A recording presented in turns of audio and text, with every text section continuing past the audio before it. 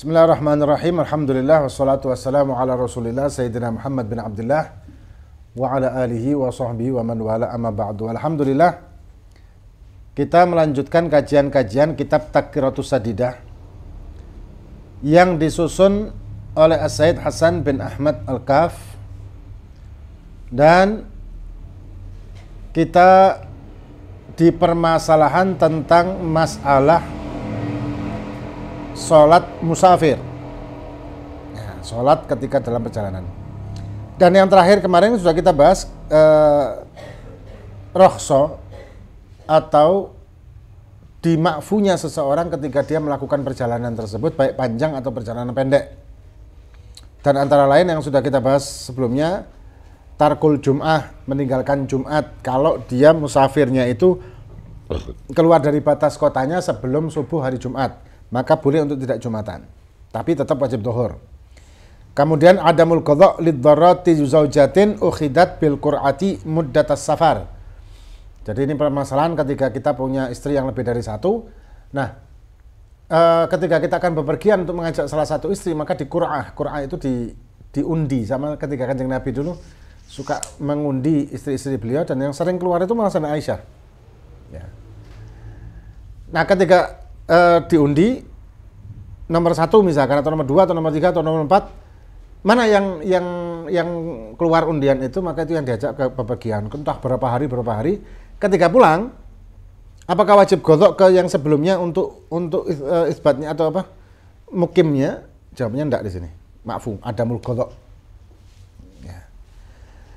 Kemudian safar bil wadi ahlil udhri, dan juga masalah wadi'ah, ini masalah muamalah yang juga pernah kita bahas kan, wadi'ah atau titipan. Wasafar bil ariyah, dan juga pinjaman. Ariyah itu pinjaman. Itu rukhsah yang sudah kita bahas sebelumnya. Kemudian ahkamus safar, hukum-hukumnya musafir ini ada 5. Hukumnya musafir itu ada 5. Yang pertama, wajib kasafari li isqati fardil haji wal umrah, seperti musafirnya orang yang menunaikan atau menggugurkan kewajiban untuk haji dan umrah. Karena haji dan umrah itu kan wajib seumur hidup sekali bagi yang mampu. Nah, ketika dia mampu, maka dia melakukan perjalanan tersebut, hukumnya wajib. Kemudian wali talabil ilmil wajib, dan juga untuk orang yang mencari ilmu wajib, karena ilmu itu ada ilmu wajib, ilmu sunnah. Nah, untuk mencari ilmu wajib ini hukum safarnya wajib. Kemudian yang kedua sunnah, kas safar li ziyaratin Nabi SAW wasilatir rahim. Safar untuk ziarah kepada Kanjeng Nabi ini sunnah dan pahalanya besar. Kemudian untuk silaturahmi, ya, itu juga pahala menyambung tali silaturahmi dengan sesama saudara mungkin yang jauhan. Itu pahalanya besar dan memberkahi umur. Silaturahmi itu memberkahi umur, memperbanyak atau memberkahi umurnya. Kemudian yang ketiga mubah, dalam arti tidak ada pahala, tidak ada dosanya. Kasafar litijarah, seperti orang bepergian untuk bisnis. Kecuali lah sesuatu yang mubah ini kalau diniatin taqarrub ilallah maka menjadi sunnah. Tijarah ini kan mubah, tapi kalau diniati untuk mencari rezeki yang halal, dan kemudian diniati juga kalau dia dapat rezeki sebagian akan disisihkan untuk sodakoh misal, atau mencari rezeki untuk keperluan yang wajib, untuk nafkah wajib, maka safarnya ini berpahala, pahala sunnah. Yang keempat makruh. Makruh ini seperti kasafar litijarah fi akfanil mauta. Orang yang melakukan musafir perjalanan untuk jualan kain kafan. Loh, kenapa kok makruh? Ngarep-ngarep mati. Dia datang ke satu desa dengan bawa kain kafan untuk dijual. Dia kan ngarep muka-muka wong desa iki kasih mati. Boleh?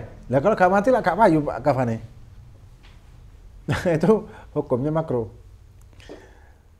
Kemudian aulil lahwi wal la'ib ghair muharram, atau untuk ya untuk main atau untuk sesuatu yang tidak ada manfaatnya gitu ya, kecuali untuk hal yang diharamkan.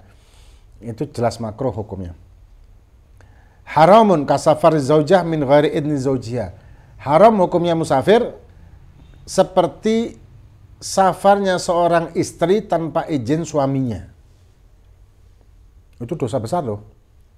Bahkan ada satu kisah seorang sahabat yang dia itu bepergian dan dia amanatin istrinya untuk tidak keluar rumah selama dia pergi. Tapi sudah dipersiapkan untuk makan dan ininya semuanya lengkap ya. Kemudian tidak lama datang utusan ke perempuan ini dari keluarga si perempuan, ayahnya sakit. Minta si anak ini datang. Bingung si perempuan ini, tapi dia tetap memutuskan taat sama suaminya, tidak keluar. Tidak lama datang, kecewa ayahnya. Ayahnya marah, kecewa. Tidak lama datang lagi, menceritakan atau mengabarkan keputusan ini bahwa ayahnya sudah meninggal. Ya nangis dong. Tapi dia tidak ke sana karena belum dapat izin suaminya, dan zaman itu kan tidak mungkin ada HP atau apa, jadi tidak bisa ngasih tahu. Sampai keluarga yang lain marah. Akhirnya disambatilah Kanjeng Nabi tentang masalah ini. Apa sabda Kanjeng Nabi? Makna hadis ini, bahwa orang tua tadi itu diampuni dosanya karena taatnya si anak perempuannya kepada suaminya.